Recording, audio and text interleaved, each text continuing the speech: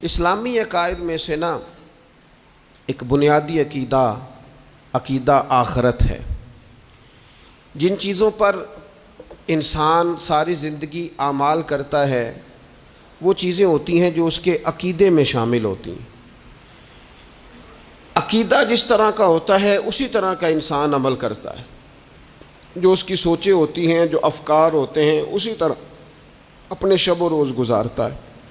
جن لوگوں کا عقیدہ آخرت مضبوط ہوتا ہے نا کہ ہم نے اللہ کی بارگاہ میں کھڑے ہونا ہے، ہم نے اس کی بارگاہ میں جا کے اپنے اعمال کا حساب دینا ہے، عقیدہ آخرت مضبوط ہو تو لازمی طور پر اعمال سنور جاتے ہیں۔ انسان جواب دہی کے تصور کے ساتھ اپنے معاملات زندگی کو بار بار صحیح کرنے کی کوشش کرتا ہے۔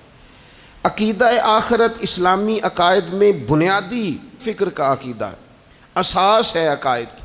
اگر کسی شخص کا یہ خیال ہو جائے کہ میں بس یہی زندگی ہے، کھا لو پی لو موج کرو، تو ظاہر ہے وہ فنا کا نام جب رکھ لے گا زندگی کو اور وہ دوبارہ اٹھنے کا قائل ہی نہیں ہوگا تو وہ تو کسی قانون کا پابند ہی نہیں رہے گا، وہ تو کسی چیز کی پابندی نہیں کرے گا، کسی چیز سے پرہیز نہیں کرے گا، من چاہی زندگی گزارے گا۔ عقیدہ آخرت، اللہ کی بارگاہ میں کھڑا ہونے کا تصور، یہ انسان کو سوار دیتا ہے۔ یہ ایک ایسا مراقبہ ہے جو تزکیہ نفس کر دیتا ہے، انسان کا باطن سنور جاتا ہے، اخلاقیات میں تبدیلی آتی ہے۔ پھر کوئی کیمرہ بھی نہ لگا ہو نا، کوئی بھی نہ دیکھ رہا ہو تو بندہ پھر بھی نیک ہو جاتا ہے، چونکہ اس کا خیال ہوتا ہے میرا رب مجھے دیکھ رہا ہے، صبح قیامت میں اپنے رب کی بارگاہ میں کھڑا کیا جاؤں گا۔ تو عقیدہ آخرت کی مضبوطی، اس تصور کا مضبوط ہونا امت مسلمہ کے لیے نہایت ہی ضروری ہے۔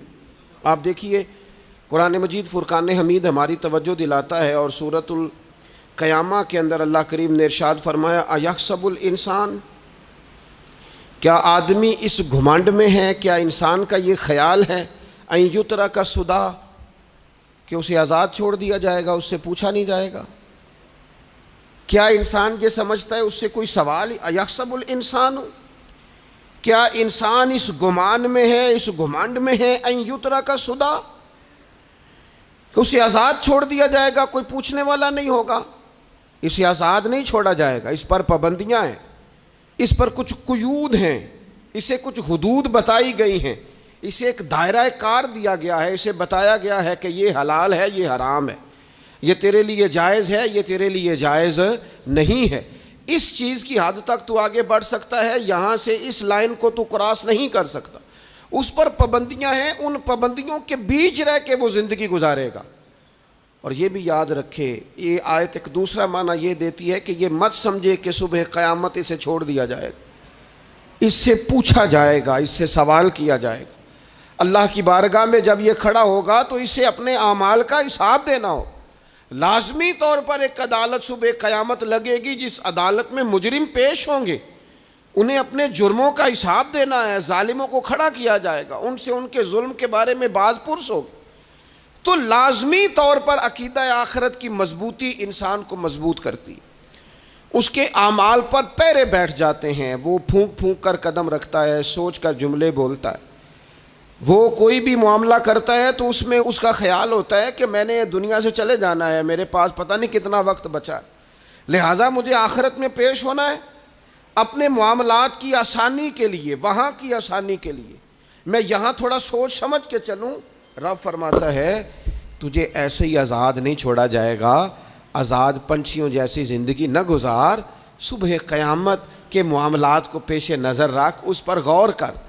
یہ تصور گھر کے باہر بھی پورا مضبوط ہونا چاہیے اور گھر کے اندر بھی پورا مضبوط ہونا چاہیے۔ انسان اپنے مالک سے ڈرے اور قیامت کے دن اس کی بارگاہ میں حاضری کا یقین رکھے، اور وہ یاد رکھے کہ یہاں جو کچھ، وہ دیکھیں نا، بچوں کو استاد پڑھاتا ہے، محنت کراتا ہے، اگر بچے نہیں پڑھتے تو ڈانٹتا بھی ہے، سمجھاتا بھی ہے، قائل بھی کرتا ہے، اور جب وہ آخری بات کرتا ہے تو پھر وہ پتہ کیا کہتا ہے؟ چلو ٹھیک ہے، اگر نہ پڑھو گے تو امتحان تو آنا ہی ہے نا، رزلٹ تو آنا ہے، پیپر میں بیٹھو گے نہیں آئے گا، فیل ہو جاؤ گے۔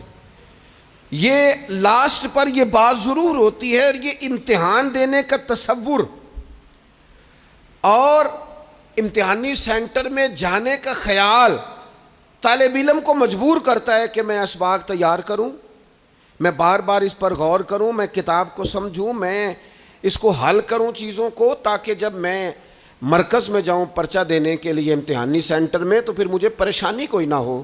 بس سمجھانے کے لیے بات عرض ہے کہ یہاں لوگوں کو بتایا جاتا ہے، قائل کیا جاتا ہے یہ حلال ہے، یہ حرام ہے، یہ تیرے لیے ٹھیک نہیں ہے، یہ تیری حدود ہیں، یہ تیرے قیود ہیں، یہ تیرا دائرہ کار ہے۔ لیکن اگر پھر بھی کوئی بندہ باز نہ آئے، پھر بھی کوئی شخص باز نہ آئے، تو پھر اس کو کہا جائے گا صبح قیامت اللہ خود حساب لے لے گا، پھر تجھے مالک اپنے سامنے کھڑا کرے گا، ثم لتسألن یومئذ عن النعیم، پھر وہ تجھ سے ایک ایک نعمت کے بارے میں سوال کر لے گا، پھر تجھے جواب دینا ہوگا۔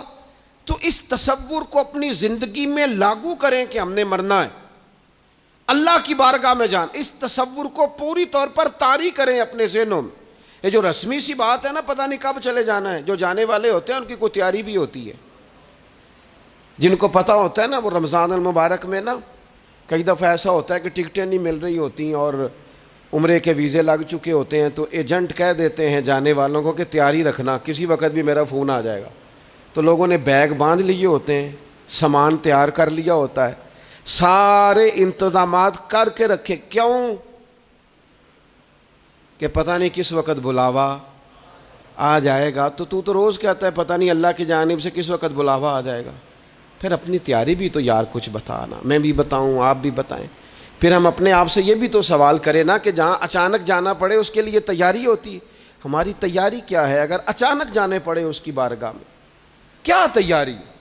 روز دیکھ رہے ہیں نا، کچھ لوگ روڈ پہ چڑھے تھے پہنچ نہیں سکے، ہاسپٹل گئے تھے پہنچ نہیں سکے، کچھ لوگ کسی فیلڈ میں کام کر رہے تھے ڈگری نہیں مل سکی، جا ہی نہیں سکے، وقت آ گیا۔ تو اگر وہ ٹائم آ جاتا ہے اس کی بارگاہ میں حاضر ہونا پڑ جاتا ہے، تیاری کیا ہے؟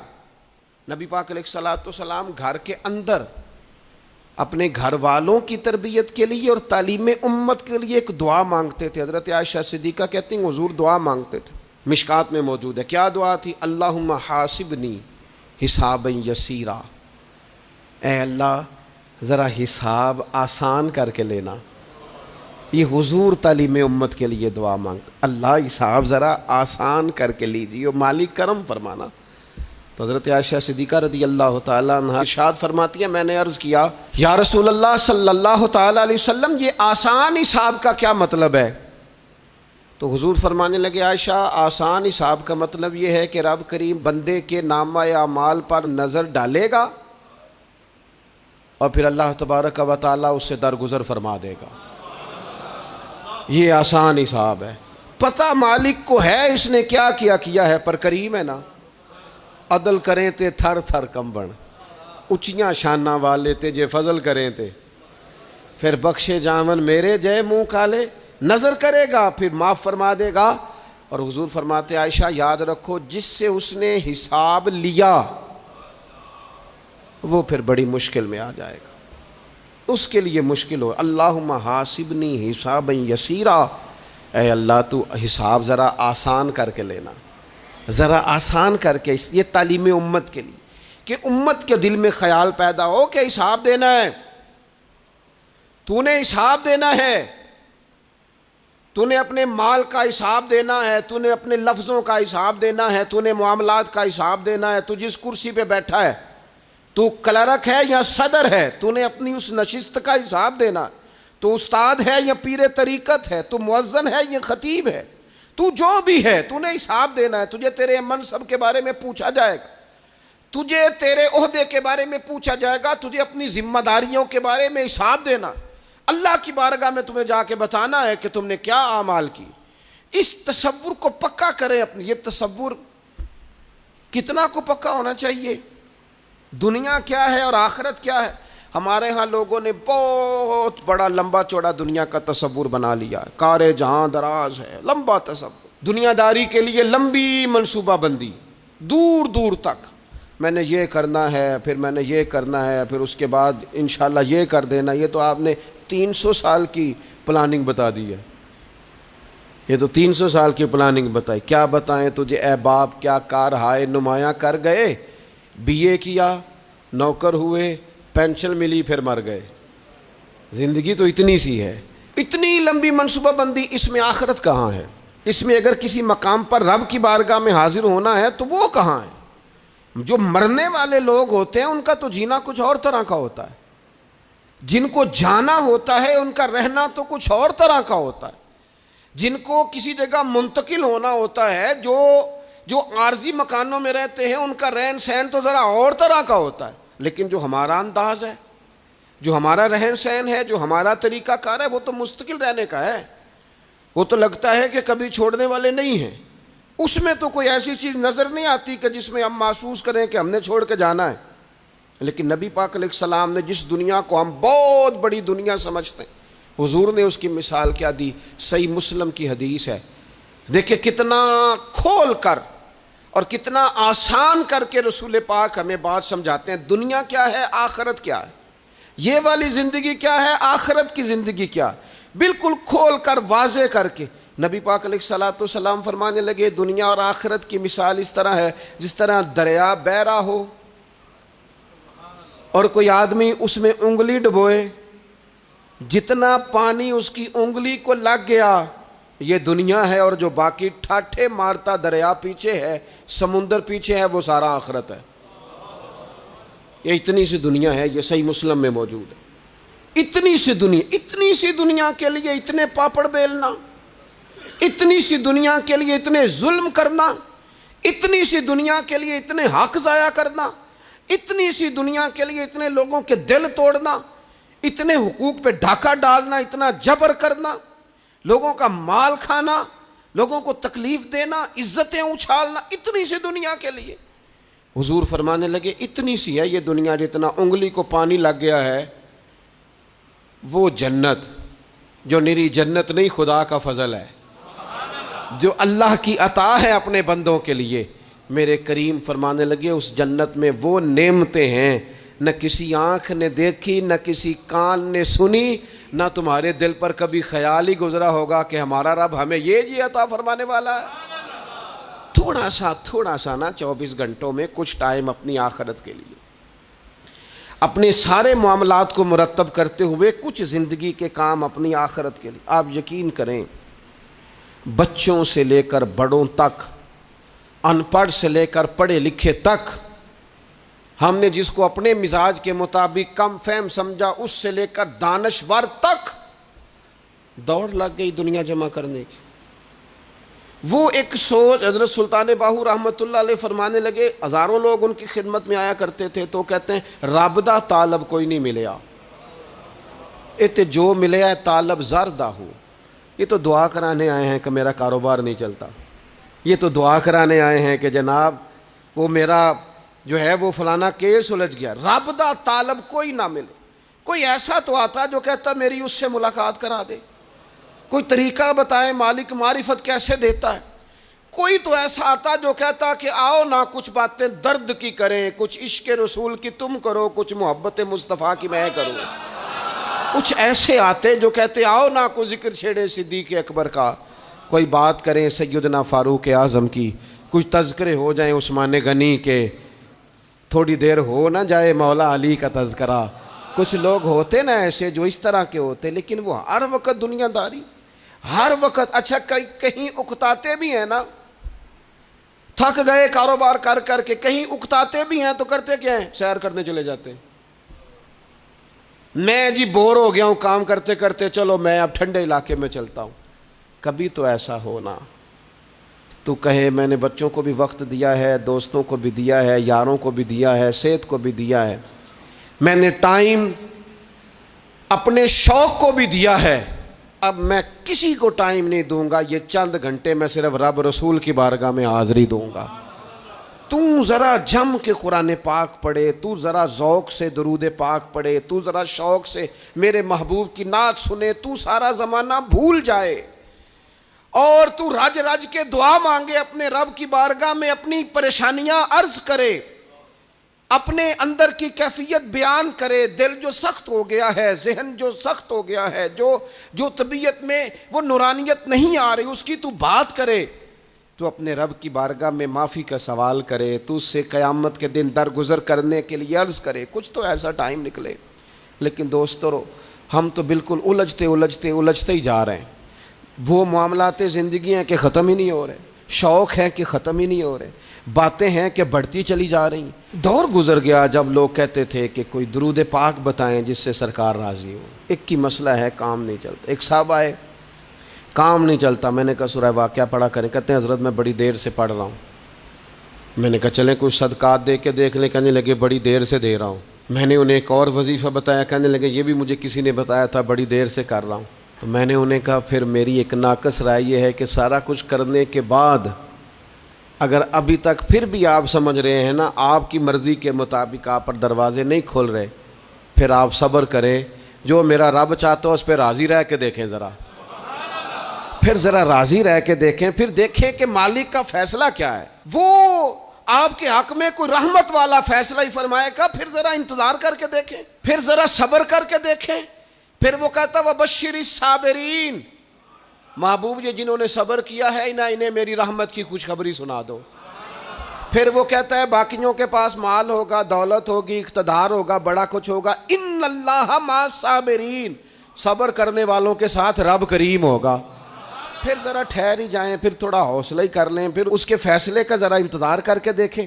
ہم نہ من چاہیے زندگی کے پیچھے پریشان ہیں اپنی آخرت کے، اور آخرت کرتی کیا ہے؟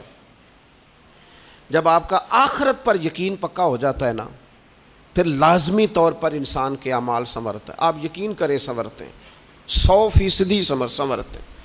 آپ آخرت پر جتنا یقین، حضرت عمر کا آخرت پر یقین پکا تھا نا، دنیا میں مکان ہی کوئی نہیں بنایا، پکا تھا۔ سیدنا مولا علی شیر خدا امیر المومنین بھی ہو گئے تو طامت پھر بھی پھٹی ہوئی تھی، پکا یقین تھا نا کہ اللہ نے ہمارے لیے آگے بڑی نعمتیں تیار کی ہوئی ہیں۔ حضور نے آ کے فرمایا تھا نا کہ عمر میں تیرا گھر دیکھ آیا ہوں جنت میں، یقین پکا تھا نا بڑا کچھ ملنے والا ہے۔ تو جن لوگوں کا پکا ہونا کہ میرا دیس میں گھر ہے، وہ پردیس میں بلڈنگیں نہیں بنایا کرتے، ان کو پتا تھا کہ ہمارے دیس میں گھر بنے ہوئے ہیں، لہٰذا یہاں وہ کسی پریشانی کا شکار۔ اور دوسرا، جب بندے کا آخرت پر یقین پکا ہو جاتا ہے نا، ایک بات آپ نے ضرور ذہن میں رکھنی ہے۔ ہمارے محدثین نے لکھا ہے جس بندے کا صرف دنیا داری میں جینے کا مزاج ہو جاتا ہے نا، وہ بزدل ہو جاتا ہے، اور جس کا خیال ہوتا ہے نا زندگی عارضی ہے، صبح قیامت دوبارہ اٹھوں گا، وہ بندہ بہادر ہو جاتا ہے۔ جس کا خیال ہے نا یہی کچھ ہے، کھا لو پی لو بس، یہ زندگی ختم ہو گئی تو ختم ہو گئی، مر گئے تو مر گئے، ختم ہو گئے، فنا ہو گئے، ان لوگوں کا مزاج بزدلانہ ہو جاتا ہے، جرت مند نہیں رہتے۔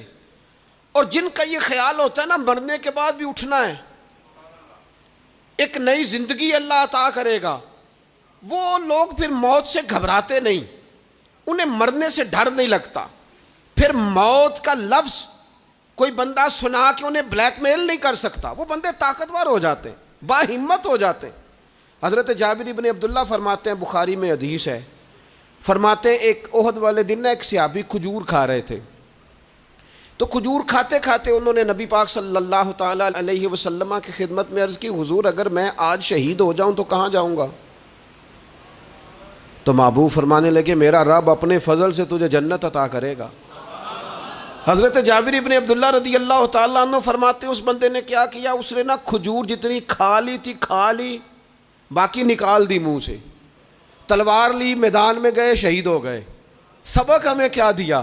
کہنے لگے جب مرتے ہی اللہ تعالیٰ جنت عطا کرے گا، پھر کھجور کھاتے کھاتے رہنے والی دیر بھی کیوں کرنی ہے؟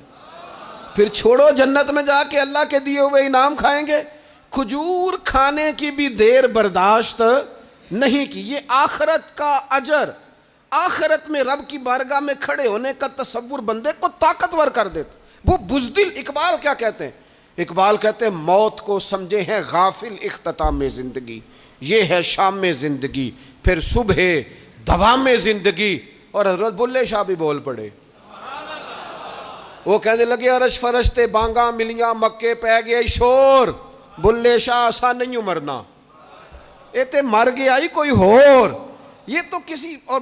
پھر ایک اور درویش بولے، وہ کہنے لگے وارث شاہ او کدو مر دے، وارث شاہ او کدو مردے جنہ کیتیاں نیک کمائیاں نے، وہ تو اللہ کی بارگاہ میں انعام پاتے ہیں. ایک پل ہے